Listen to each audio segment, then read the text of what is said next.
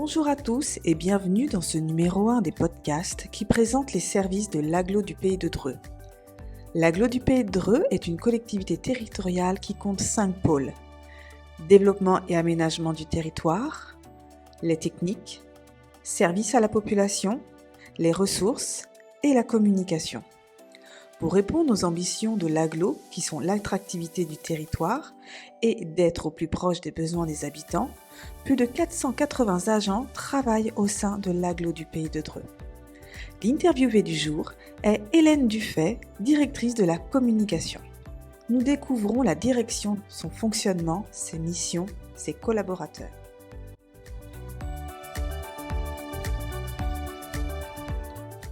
Bonjour Hélène. Pouvez-vous vous présenter en quelques mots, s'il vous plaît? Je m'appelle Hélène Dufay, je suis directrice de la communication. Je suis arrivée au sein de l'Agglo il y a 2 ans, fin 2021. Je viens du secteur privé et donc je fais mes premiers pas dans la collectivité territoriale en ayant intégré l'Agglo du Pays de Dreux. Qu'est-ce qui vous a donné envie de rejoindre l'Agglo du Pays de Dreux? Incontestablement, la dimension humaine, avec la mission qui impliquait de manager une équipe. C'était nouveau pour moi et un vrai défi à relever.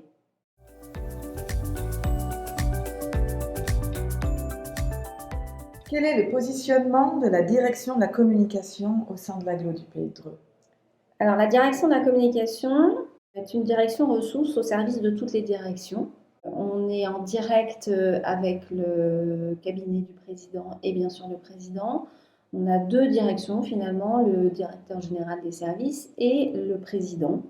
On traite directement avec eux, ce qui est passionnant et aussi très pratique puisque on arrive à avoir des réponses rapidement. On travaille donc ensuite, chaque pôle a un nombre défini de directions et on travaille avec absolument toutes les directions. Vous avez une équipe géniale, j'en fais partie, mais objectivement, est-ce que vous pouvez présenter votre équipe et les missions? La direction de la communication de l'Agglo du Pays de Dreux compte 10 agents, enfin 9 agents et un alternant, ce qui est assez nouveau, mais ce qui va perdurer, je pense, parce que je trouve ça intéressant de transmettre, c'est de la communication finalement. On a 3 secteurs dans notre service. On sert à la fois la communication à l'habitant, la communication interne, l'Agglo du Pays de Dreux compte 500 agents, et puis la communication institutionnelle, c'est la communication aux élus. Il y a un peu plus de 120 élus communautaires, 81 maires puisque 81 communes, mais aussi du coup 1500 élus si on compte tous les conseillers municipaux de toutes les communes qui font partie de l'Agglo. Donc on gère aussi ça, c'est très dense du coup et très varié comme type de communication à mener.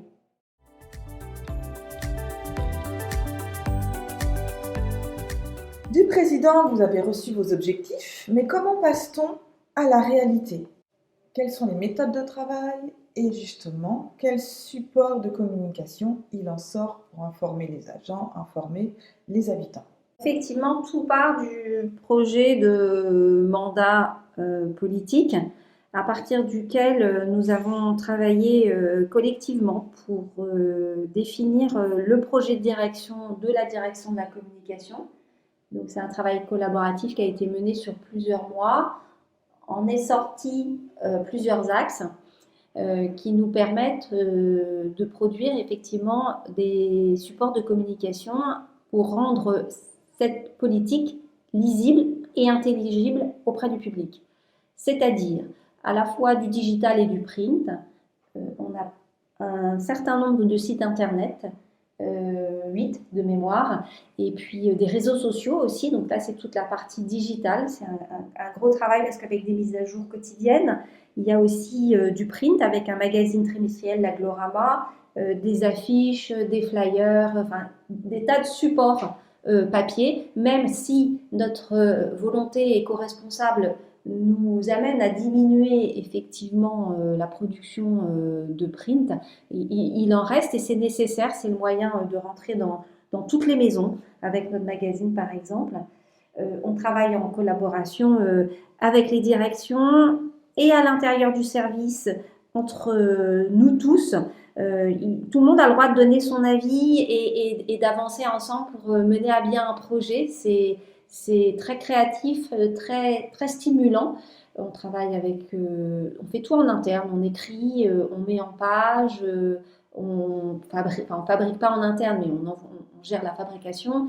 Du coup, voilà, c'est ce qui est assez rare finalement dans les directions de la communication publique, c'est de tout gérer de A à Z. Quels sont les défis au quotidien du service communication? S'organiser. C'est important d'anticiper. Mieux que ça, l'idéal est de co-construire à l'origine des projets avec les directions. Donc, il faut planifier. Il faut être quand même toujours prêt à répondre à l'imprévu. Bien qu'on planifie, il y a toujours des communications de dernière minute auxquelles on se doit de répondre.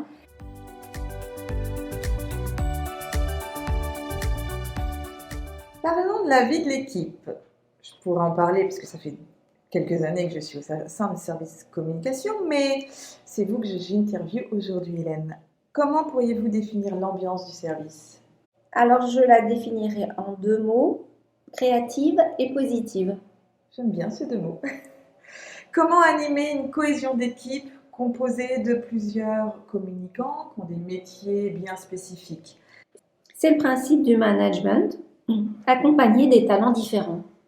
Prendre en compte la spécificité de chacun, tant au niveau effectivement des connaissances, des compétences, que de la personnalité, de la volonté de chacun de créer, de participer, d'évoluer. Et voilà, en tant que manager, on est là pour amener chacun à donner le meilleur de soi-même au service de la collectivité.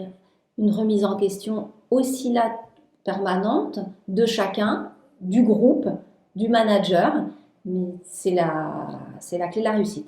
Et justement, est-ce qu'il y a des petits rituels, des rendez-vous au sein du service, bien, pas au sein de l'agglo, mais vraiment au sein du service communication? La direction de la communication de l'agglo des Pédrés est un vrai service de communication dans le sens où on aime tous passer du temps ensemble, sans être invasif, on est participatif et on se crée beaucoup de petits moments sympas d'échange, de rire, pas que du rire, mais c'est ça aussi la vie. Et voilà, c'est un service très vivant. Et on se crée des moments de cohésion tout au long de l'année, en dehors de ceux qui sont créés par la com interne pour l'ensemble des agents. Vous avez des exemples à nous donner? Bien, par exemple, cette année, on est allé passer une journée tous ensemble visiter le musée de l'imprimerie pour parfaire nos connaissances dans le domaine. Et puis ensuite, on a visité effectivement collectivement l'imprimerie qui fabrique notre magazine. On mange très régulièrement le midi ensemble.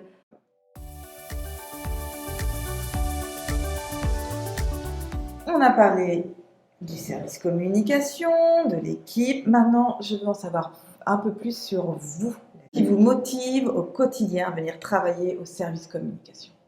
Je l'ai dit au début, la dimension humaine. Et 2 ans plus tard, je dis toujours la même chose et je ne le regrette pas. Et ce qui me motive au quotidien, ce sont les missions variées. Aucune journée ne se ressemble.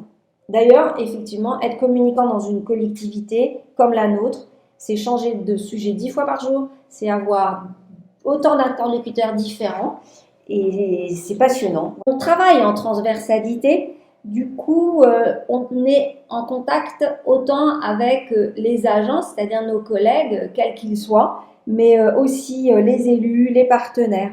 Et on a tous un seul objectif, servir l'habitant. Ce podcast, on l'a mis en place pour parler des métiers de l'agglo. Et justement, dans la communication, quels sont les profils recherchés? Alors bien sûr, il faut un certain savoir-faire, c'est indispensable. Mais le savoir-être est très important et je pense que c'est vraiment une ligne aussi générale aux ressources humaines à l'agglo du Pays de Dreux. Il est important d'être curieux, il est important d'être créatif, enthousiaste. Voilà, je dirais vraiment, j'insisterai dessus. Bien sûr que quand on postule pour pour être communicant, on se doit de savoir, d'avoir des compétences. Mais il est important surtout de développer ces trois qualités. Moi, c'est ce qui me plaît.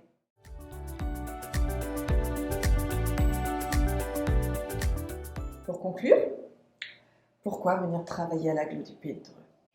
Parce que quand on travaille à l'Agglo du Pays de Dreux, on sert à un territoire dynamique et ambitieux, et surtout au sein d'un collectif solidaire et engagé. C'est réjouissant. Merci Hélène d'être venue à ce premier numéro podcast des métiers de l'Agglo et je vous souhaite une bonne journée. Merci.